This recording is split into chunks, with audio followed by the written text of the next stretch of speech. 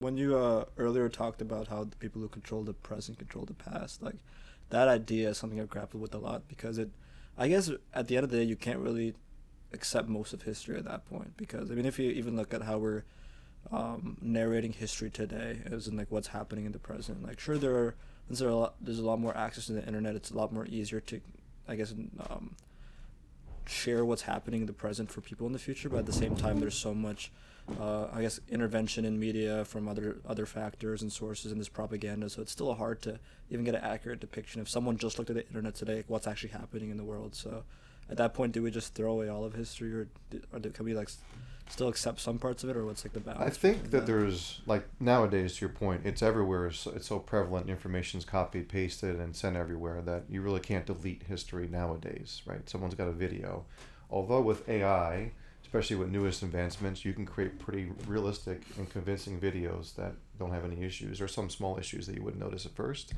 Wouldn't hold up in court, for example, but under normal circumstances, things are very realistic.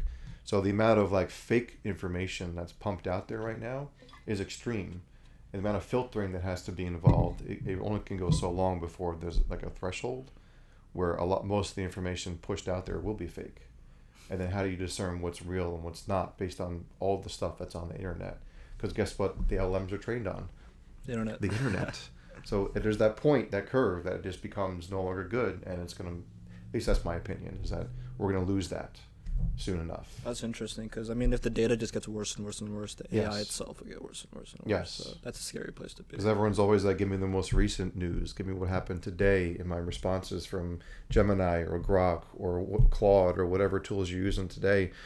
That's the kind of stuff that we need to be mindful of, right? But they're on it, sure. They're looking at it. I'm sure they have models in the background that score certain creators or posters that aren't realistic or have been known to be fake before, right? Mm-hmm. But at the core, it's a problem at a global scale. Like even like with all the stuff and the conflict going on in the world right now, there's so many places we could talk about. But it's concerning from that angle too, of how much could be pushed out as fake, and no one would know the difference unless you're on the ground experiencing it, which is to my point where I got to experience it myself most times. Yeah. But it's hard to experience everything about everywhere that's happening all the time. But we also live in a world where you kind of want to know everything that's happening all the time. Yeah. So it's a weird place to be. It is. It's an interesting time to be alive, for sure. But yeah, I think it's important to really understand what's real and what's not. And it's important also to understand that, yes, very back in time, there was the way for most people to delete history. There was easy ways to burn entire books, libraries, Order of the Guard, etc., whatever. But nowadays it's not. Now it's more fake news. So it's more about too much information that's fake, false, versus recreating history for false facts. Do you think there's huge parts of history you completely missed? I think there are, yes. I think there are parts that aren't explained, or there's areas of the world that we don't go because they don't even have contact with modern society.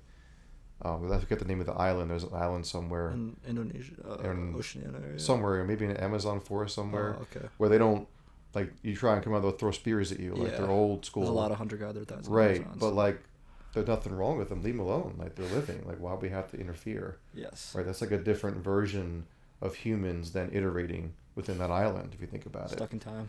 Right. Much like we iterated our human structure and all of our DNA across time, across the globe.